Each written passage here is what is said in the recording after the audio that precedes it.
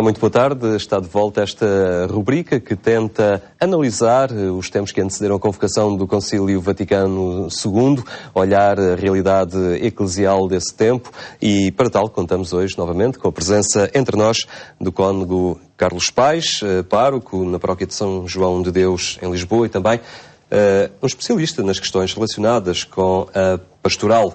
Cônego Carlos Paes, obrigado por voltar à nossa companhia. Antes da convocação do Concílio, podemos falar numa dimensão de igreja tida como uma grande cristandade, à qual advém depois uma igreja comunhão, que o Concílio propõe. Sim. Essa também foi uma, digamos, a autocompreensão da igreja também evoluiu substancialmente. E de uma igreja que se entendia até a si própria como uma instituição religiosa, com uma projeção católica no sentido de universal e, portanto, entendida de forma predominantemente até geográfica, nós passámos uma igreja que teve uma percepção da sua realidade, continuando a ser em termos católicos, mas aqui a catolicidade significa não propriamente quantidade, mas qualidade. A catolicidade da Igreja nos nossos dias significa esta capacidade de abranger toda a realidade na sua riqueza, portanto, toda a sacramentalidade, toda a simbólica, toda a linguagem, toda a comunicação, todo o humanismo, todas as religiões até, não é?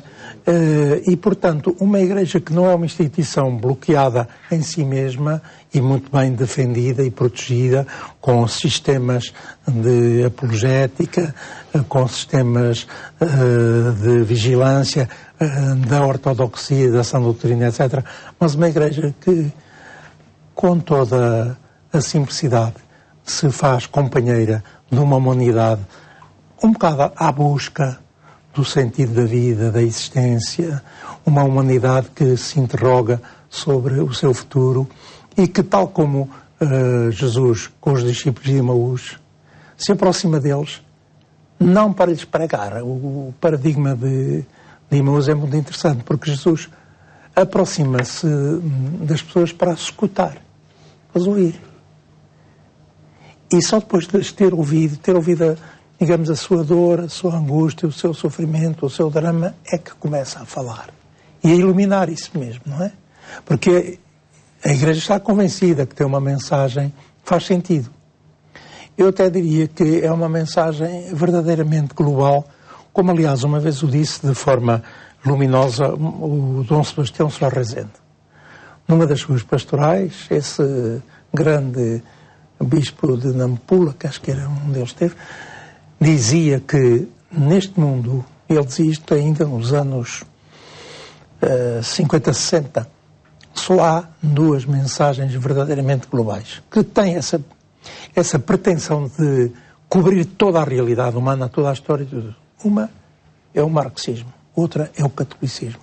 Simplesmente o catolicismo, ao contrário do marxismo, é verdadeiramente englobante. O marxismo pretendeu apresentar uma mensagem global, mas truncando a realidade a alguns aspectos que considerava simplesmente alienantes. Mas aí enganou-se redondamente. O catolicismo, de facto, permanece como uma mensagem verdadeiramente global e, portanto, que é capaz de falar a qualquer homem acerca da totalidade do que é ser homem. Isso é um desafio permanente, porque às vezes nós próprios contribuímos para afunilar, num certo sentido, mais institucional, mais dogmático, mais cultural, não é? Quando uma pessoa chega até mim e me diz, por exemplo, vem propor-se para fazer um casamento. Ah, bem, e nós temos de registar, enfim, quais são as condições. Então, qual é a sua situação religiosa? Sou católico não praticante. E eu pergunto assim, não praticante de quê? O que é que você não pratica? Você é um egoísta, é um avarento, é um usurário, é uma pessoa que só pensa em si próprio, que dificilmente se compadece dos outros. Não, isso, às vezes até perguntou ao cônjuge, é assim como ele está a dizer, é. Bem, então, quer dizer, você, pelo menos, valores evangélicos pratica. Então, que você não pratica? Vou pouco à missa e tal. Então, você não pratica o culto. Bem, é uma conversa que a gente pode ter. Mas, quer dizer, não podemos nós próprios afunilar nesse sentido, porque senão estamos a dar uma ideia redutora da riqueza, da abrangência enorme da mensagem de que nós somos os representantes. O Concílio percebeu que a Igreja se teria que tornar mais acolhedora e compreensiva. Sim. Aliás, já havia sinais disso, não é?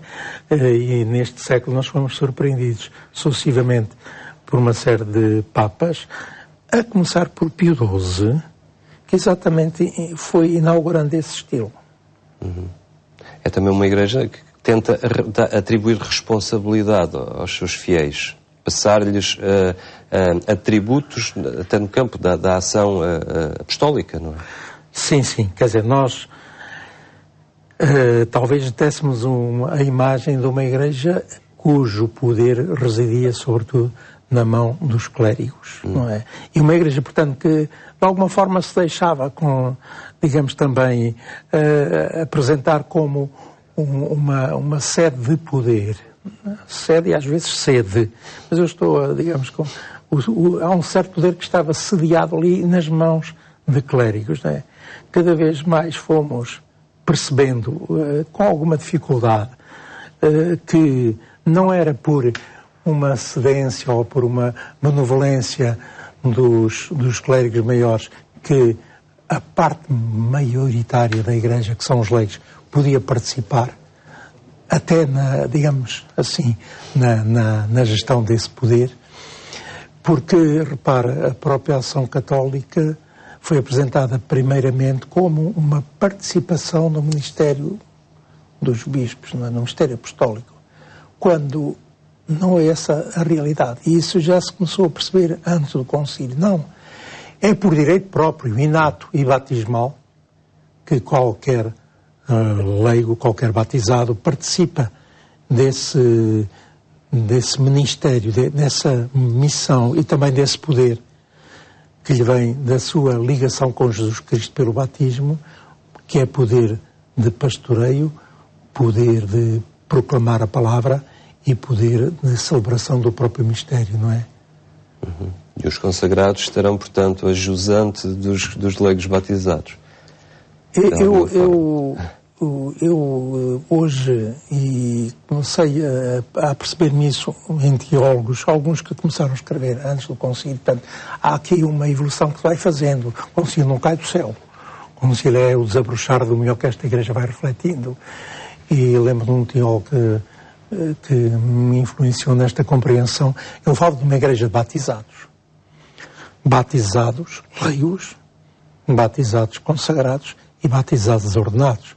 O ministério ordenado faz sentido se a montante houver exatamente consagrados e leigos, não é? E eles estão exatamente para despertar e unificar e congregar e dar sentido ao ministério, à capacitação batismal que todos esses membros, todos esses batizados têm de intervir ativamente, portanto, como um verdadeiro sujeito pastoral, um verdadeiro sujeito eclesial. E os leigos têm aceito este desafio, esta novidade de serem eles próprios protagonistas? Se calhar no início também não é muito fácil, não é? Os leigos são sempre...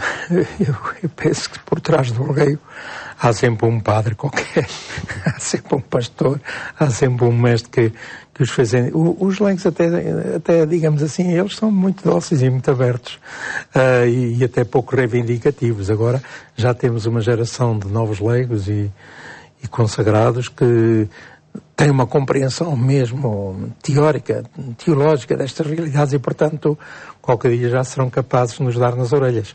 Eu não me rolo nada que isso aconteça. Mas, de facto, sempre tivemos e temos leigos extraordinários que, uma vez que lhe sejam facilitada, digamos, a intervenção, fazem com muita riqueza. E nessa altura já havia exatamente, de alguma forma, formados por grandes pastores. Estou a pensar, por exemplo, como foi o Dom António dos Reis Rodrigues relativamente a uma juque que depois fez desfilar diante de nós uma série de leigos de uma grande notoriedade eclesial. Muito bem, Cônego Carlos Paes, esgotou-se o nosso tempo, mas agradeço a facilitação que nos proporcionou também para entendermos estes tempos que, ao fim e ao cabo, se prolongam ainda hoje, e é um esforço que ainda hoje está a ser atualizado nas nossas comunidades cristãs. Muito obrigado. Foi então este o olhar que tivemos hoje em relação aos tempos que antecederam a convocação do Concílio Vaticano II. Estaremos de volta de hoje a 8 dias.